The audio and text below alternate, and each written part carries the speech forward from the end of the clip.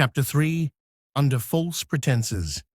The road from Deepburrow to Sutterton wound through the rolling hills of the Naris countryside, eventually weaving into the quiet village of Greybrake, an unassuming place surrounded by low stone walls and tired-looking homes. The group arrived near dusk, travel-worn and road-weary, and wasted no time finding the village's one tavern, the Split Acorn. Inside, the scent of roasted meat and stale ale hung thick in the air. The place bustled, crowded with locals escaping the chill of early evening. The group claimed a corner table, Zal's towering form drawing curious glances from across the room. Drinks and bowls of stew were ordered, and for a brief moment, the adventurers relaxed. Levi remained quiet, clutching his satchel a little tighter than usual, eyes flicking between the patrons. "Loosen up," Bob muttered. "You look like you're guarding a newborn kitten." "I'm carrying a magical orb that may or may not doom us all if it falls into the wrong hands," Levi replied flatly. "Excuse me if I'm not feeling cozy." Ost's ears caught something amidst the tavern chatter. "Listen." At a nearby table, two villagers leaned in close, voices hushed but urgent. One recounted goblin sightings growing bolder, harassing farms just outside town, even attacking lone travelers.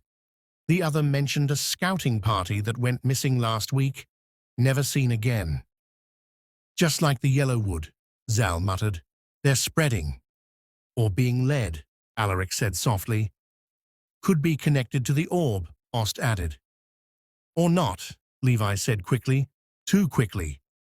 Before more speculation could bloom, the tavern's door creaked open, and in stepped a tall man clad in blackened plate.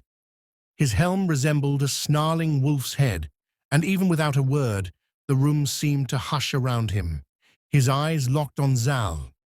Without pause, he strode directly to their table. "You're not goblins," he said with dry certainty.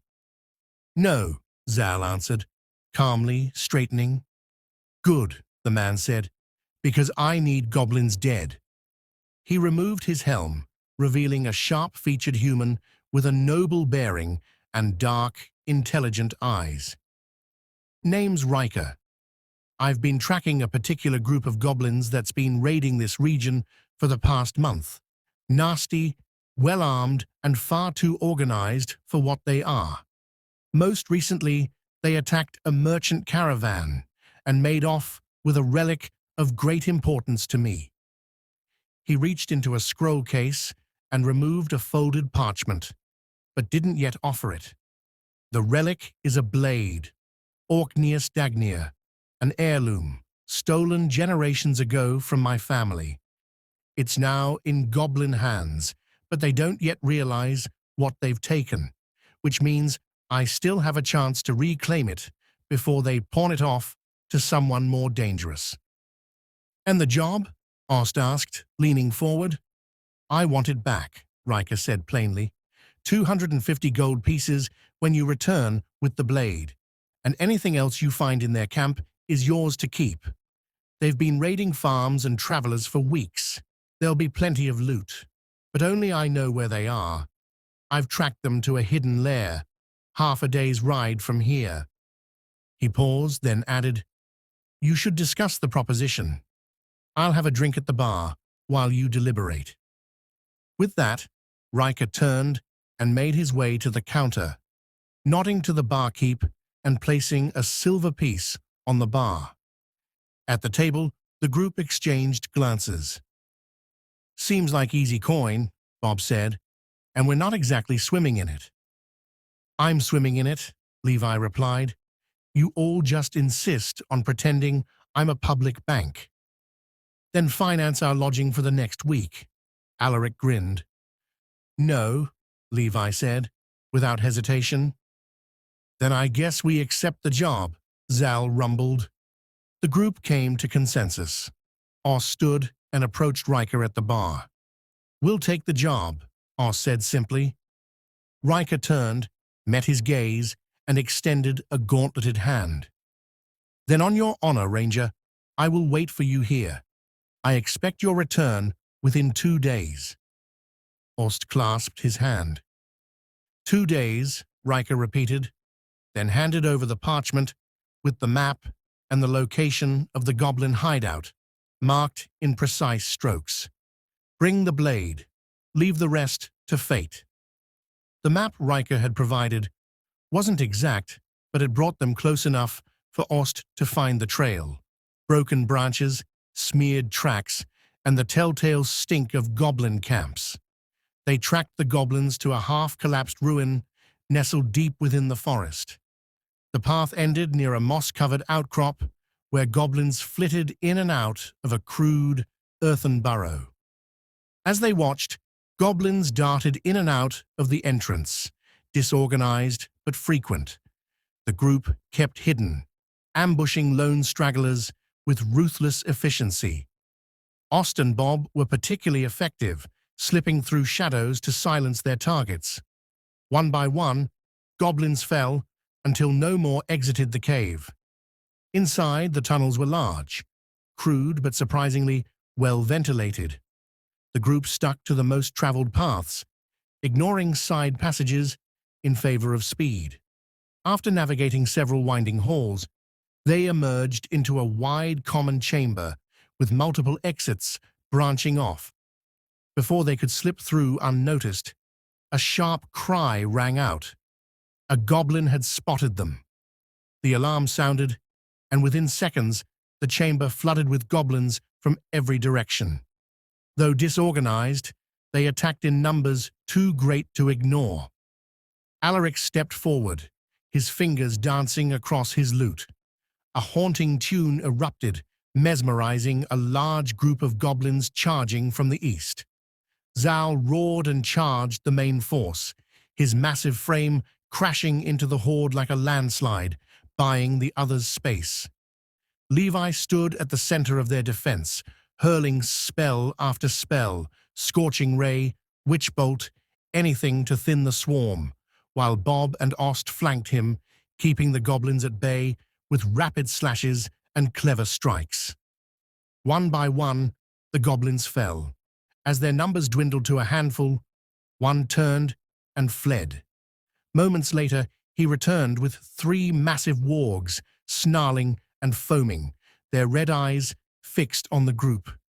The second wave was brutal. Zal wrestled the largest warg, muscles bulging, as he fought to keep its jaws from his throat. Alaric's blade flashed in a desperate defense, while Ost rained arrows from behind a broken pillar. Bob darted in and out, targeting tendons and joints to cripple the beasts. At last, the wargs lay still, their bodies strewn across the blood-soaked stone. While the others caught their breath, Ost took to exploring the adjacent side chambers. He found scattered remnants of the goblin tribe, crude bedding, scraps of food, and a few cowering goblin children. With grim efficiency, Ost drew his blades and ended them before they could cry out. Returning to the main path, they came upon a locked and barricaded room. Zal, driven by fury and purpose, smashed through the door with brute force. Inside stood a tall, brutish bugbear, his fur matted and armor dented. His cruel eyes darted between the intruders, but he did not raise his weapon. "Wait!" the bugbear barked, dropping his scimitar and raising his hands. "Take it. Take it all." He backed away from 2 heavy chests, filled with coin and gems, gesturing wildly at the shelves lined with vials, potions of various colors and viscosity. Scattered among the loot were other mundane weapons and gear, but one item stood out, the curved black blade on his hip. "You want the sword? Take it. Just let me live. We didn't know what we had. We've been raiding towns, yes, but I'll give it all up." Zal stepped forward. As his foot crossed the threshold, a flash of divine vision pierced his mind. Roan, fallen and still, eyes closed in eternal silence. Rage surged. In one smooth, final motion, Zal drew his blade and slit the bugbear's throat. "You don't get to walk away," he muttered. The bugbear dropped to his knees, choking on blood, crawling desperately toward a shelf lined with crude glass vials. A trembling hand reached for a healing potion. Bob, casually leaning against the doorway, kicked the bottle out of reach. "Nah," he said flatly. The bugbear collapsed. In the back of the room, beneath torn maps and cracked armor, sat two chests, one of silver, the other gold. Ost examined them, thoughtful. Either someone's paying the goblins, or they're paying someone else. Levi grinned. Either way, payment's been rerouted.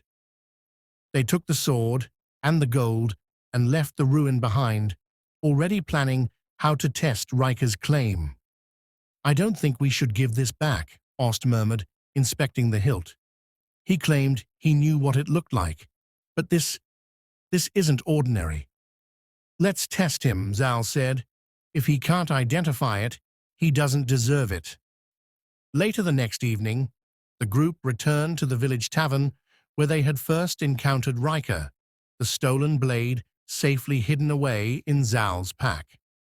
The decoy sword, bland and unremarkable, rested on the table before them like an unwanted centerpiece.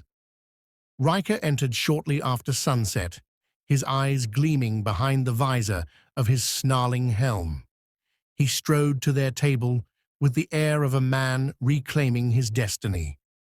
Levi sprung into action and cast a quick illusion to make the sword much more ornate and extravagant, but it still looked nothing like the actual Orkneys Dagnir. "Is that it?" Riker asked, practically vibrating with anticipation. Levi raised an eyebrow and gave a smug nod. "Oh, it's definitely something."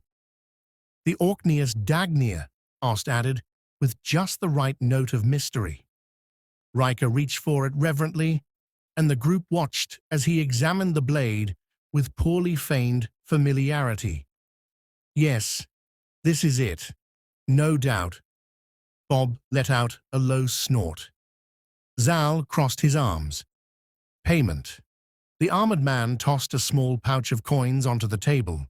The group split the gold with practiced ease, raised a round of drinks, and acted the part of satisfied sellswords. But Bob had other plans. While the others drank, Bob slipped out into the dark. With a thief's grace, he followed Riker to a nearby barn.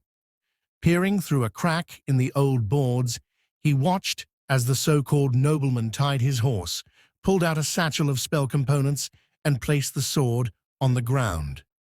Riker began to chant. Arcane runes lit faintly around the blade, then sputtered and died, and with it the illusion Levi had previously placed on the blade. Bob smirked. Riker snarled, throwing the sword across the barn in a clatter. Useless. Rage boiling over, Riker armed himself, pulling a pair of finely crafted weapons from the saddlebags, and stormed out. Within minutes, he was at the town guard station, slipping coin into the palms of a few willing men. Back at the tavern, the group had barely finished their ales when the door burst open with a violent crack. "You there!" barked a sharp voice, heavy with disdain. "By the authority of the town of Greybreak, you're under arrest for theft, fraud, and deception." Framed in the doorway stood Riker, armored and proud, with 4 rough-looking men flanking him, mercenaries, not guards, each bearing the swagger of sellswords who didn't care who they cut down. Riker's eyes locked onto Ost with open contempt. "You have no honor." Ost rose calmly from his seat, pushing his mug aside with the back of his hand. "Fancy talk from a man claiming a sword to which he has no right." Zal stood without a word, stepping between Riker and the rest of the table. The tension tightened like a pulled bowstring. "I'd prefer not to fight," Bob muttered from the far end of the table, reaching for his drink. "But if we must—" He grabbed a nearby bottle, smashed it over the head of the closest mercenary, and casually returned to his food. Dinner and a show. That broke the stalemate. The brawl erupted in the center of the tavern with brutal efficiency. Alaric sprang onto a table and launched into a fierce melody that muddled the minds of two mercenaries, staggering them in place. Zal's shield crashed into another with bone-jarring force, while Levi ducked low, hands already sparking with magic. A wave of fire rolled across the floorboards, forcing one of the attackers to dive for cover, cloak smoldering. Ost, ever composed, moved like wind over stone, flipping a table to create cover and loosing an arrow point-blank into a mercenary's knee. Riker surged forward with unrestrained fury, clashing steel against Zal's rising blade. The two men circled each other in the heart of the room, trading blows like hammer and anvil. Riker fought with desperation, his rage boiling just beneath the surface. Zal fought with cold, deliberate purpose. At the bar, Bob picked up a slice of bread, leaned back, and kicked a mercenary in the stomach as he tried to rush him. "You're standing between me and the roast," he said dryly, before elbowing the man across the jaw. The last of Riker's men fell with a groan. Only Riker remained, bloodied, breath ragged, and eyes filled with disbelief. With a final feint and downward slice, Zal drove his blade home. Riker collapsed, one hand clutching the floor, as his borrowed dream died with him. "Two dead," Alaric said, glancing around as the last mercenary slumped unconscious. "The rest are gone," Ost confirmed, checking the door. "But so's our welcome." Levi kicked Riker's pouch, which jingled. Drinks were on him. Alaric looked toward the broken door. "We should leave before the real guards show." Bob wiped ale from his cloak and rose with a final sip. "Sutterton, then. Lord Ivel owes us more than just answers." With that, the group slipped out into the night, leaving behind a bruised tavern, a cooling body, and the echo of blades unsheathed.